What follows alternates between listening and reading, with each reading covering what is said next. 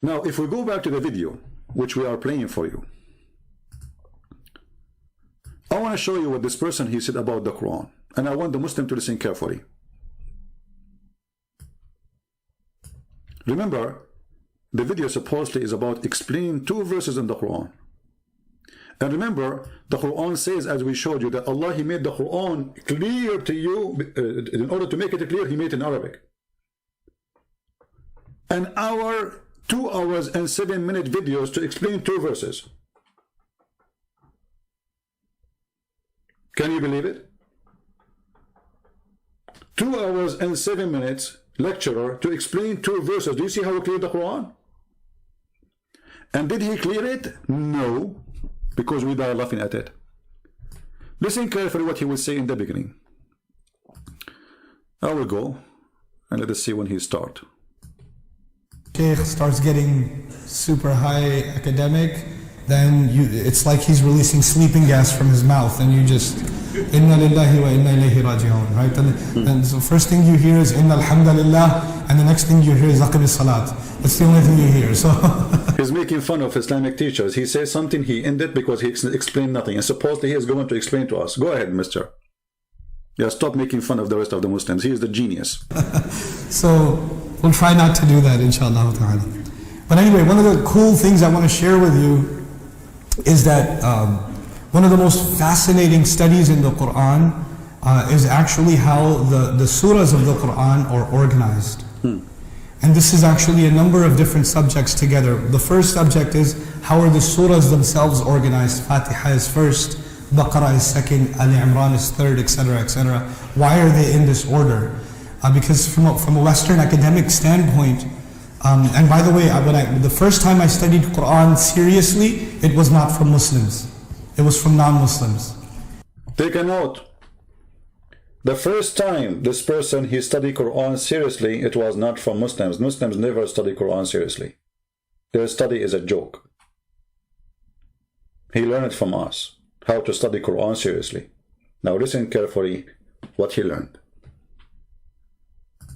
And when they study the Quran, they don't say, Alhamdulillah wa salatu wa salamu ala Rasulillah. They begin, like they study any literature, they start with criticism. We start, when we study the book of Allah, we begin with hamd, we begin with praise. We begin with iman, that this is the best, وَالرَّاسِخُونَ فِي الْعِلْمِ يَقُولُونَ آمَنَّا بِهِ كُلُّ مِنْ عِنْدِ رَبِّنَا. Okay, this is what we say. That's not what they say. They begin with criticism. And the funny thing, supposedly he is a smart teacher, but then he read in Arabic, or he said sentence in Arabic, but he don't translate it. But all the audience are English-speaking people. I mean, do you see the stupidity? This is the lack of intellect. Because when you quote, when you say something in Arabic, and all your audience are English-speaking people, and you don't translate what you just said, how stupid is that? What's the point of saying that sentence? Because you want to show he's a scholar, he knew Arabic. It's a show time. Criticism, skepticism. And so the first exposure, one of the first serious exposures I had to the Quran was actually criticism. And the first criticism was the Quran is unorganized. The surahs are in this random order, and the subject keeps going from one to the other, and even they call them chapters of the Quran, right? That's what they call it.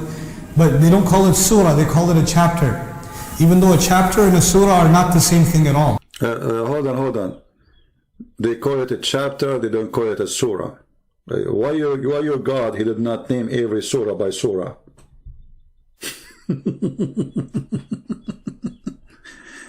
Why your Quran doesn't say this is the surah of the cow, as long as you want them to use the word surah? Secondly, it's not a surah, it's a surah. Your prophet is copying the Aramaic.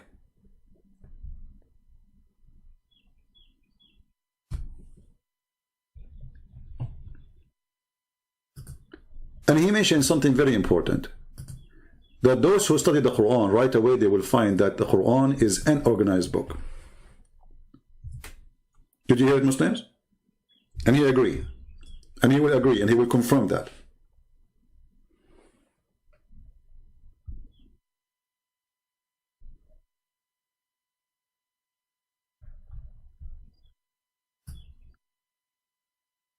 There is a a study made by some German historian.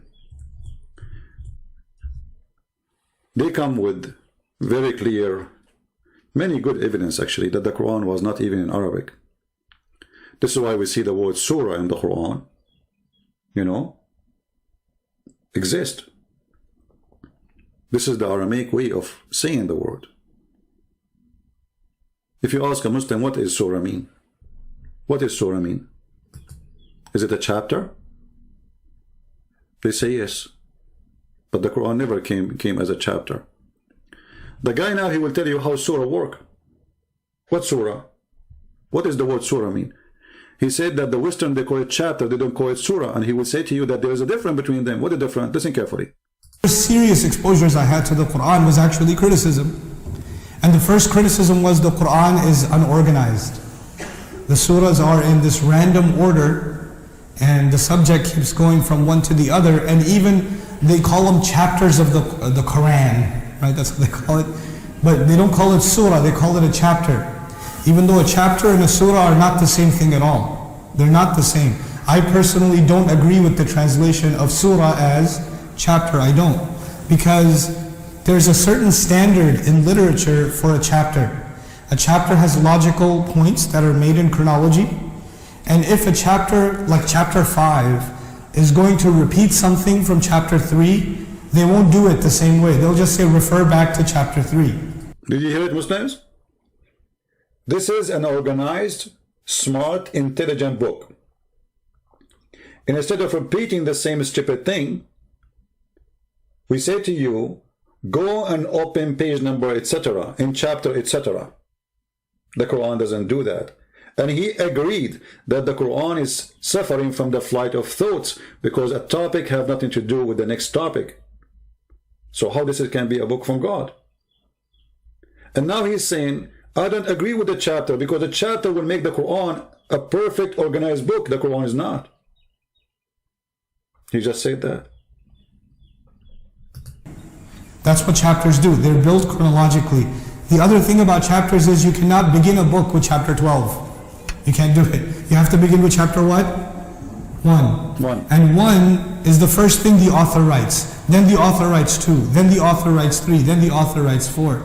And even the student has to study chapter 1 first, and then 2, and then 3, and then 4. See? But when the Quran was revealed, the first surah revealed, اقرأ بسم ربك الذي خلق. Where is that in the Quran? Is that in the beginning? No. That's all the way at the end. Exactly.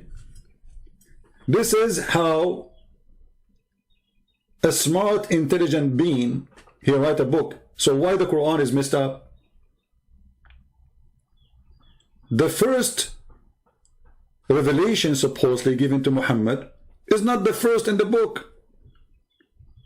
And we just heard him saying, when an author, he write a book, he start with the chapter 1. You don't go and read the chapter 50, which is the last chapter in the book. But this is what the Muslim did.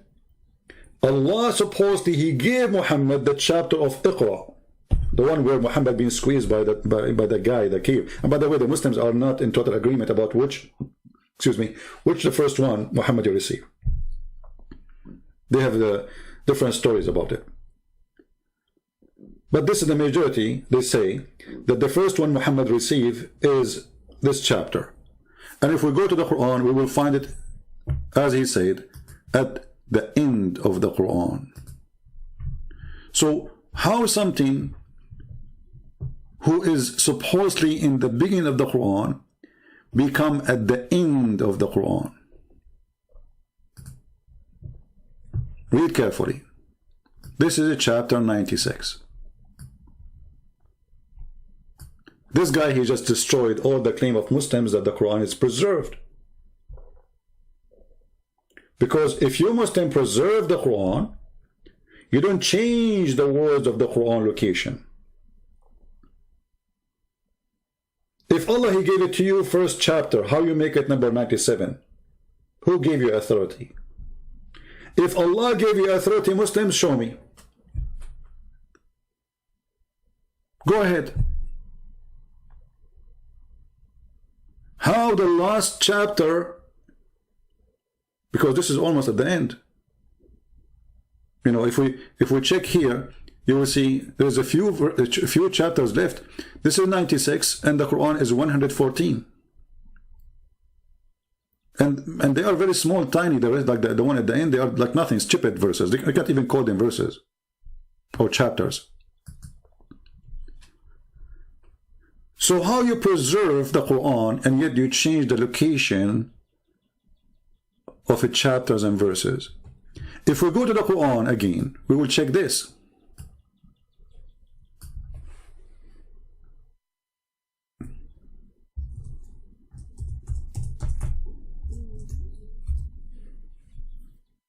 Read carefully. In the Quran, in chapter 4, verse number 46, in chapter 5, verse number 13, in chapter 5, verse 41, it's speaking carefully that there's some of the Jews, the Quran used the word يُحَرِّفُونَ الْكَلَمَ عَنْ مَوَاضِعِهِ. They change the location of words from their location. They don't change the words. They don't change the words. But they change the location. If you go and read what the story here, you will see there's a Jew. He put his finger over a word. That is the change. He did not take the word. He did not move it by writing. He did not move it to different page. He did not move it to different chapter. No. He just put his finger over a verses or a verse, which about stoning to death for a woman or a punishment for adultery.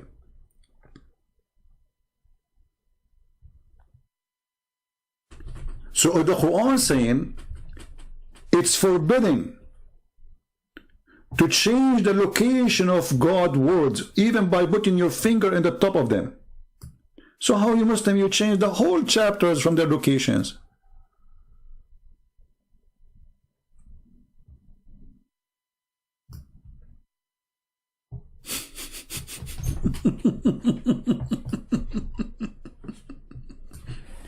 Do we have any Muslim in the bushes? If the Quran confirms that the change in location of verses or words from their right place, and the story, the Jews did not even change it, they just a guy, he put his finger in the top of a line so Muhammad cannot see it. Go and read the interpretation. Actually, there's a hadith about it.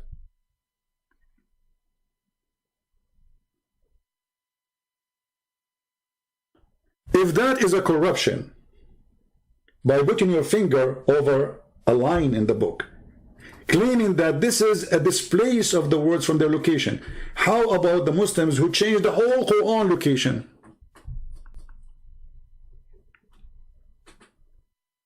Any Muhammadan? We just heard the guy saying, well, good books written in a certain way. Chapter 1, chapter 2, chapter 3. The Quran, no. Chapter 1 became at the end. Okay, who threw it there? And if the Quran is forbidding you from doing such an act, how you do that? Who gave you the authority? Give me his name. The Caliphate? Is he the Prophet? Is he God? Is the Caliphate fixing Allah messed up book? Because this guy is saying to us that this is how the Quran is made today. Who made it this way? Let us hear more so we can laugh more. So if you're studying Quran right now from the beginning, you're going to read the first revelation at the end of your journey. It's very different. So then the order is not even the order in which it was revealed. It's not chronological. No, it's not. The other problem is the order, you know, understandably the order. Hold on. Did he say the other problem? Did I hear correctly that the person he just said, the other problem? Said the other problem. By saying that, you just confirmed that the Quran have many problems. He just counts for us number one. And now we will go to problem number 2. So how this is a perfect book? And you are going to explain to us the amazing book, and you start with the problems. The problem which you are talking about is made by man or by God?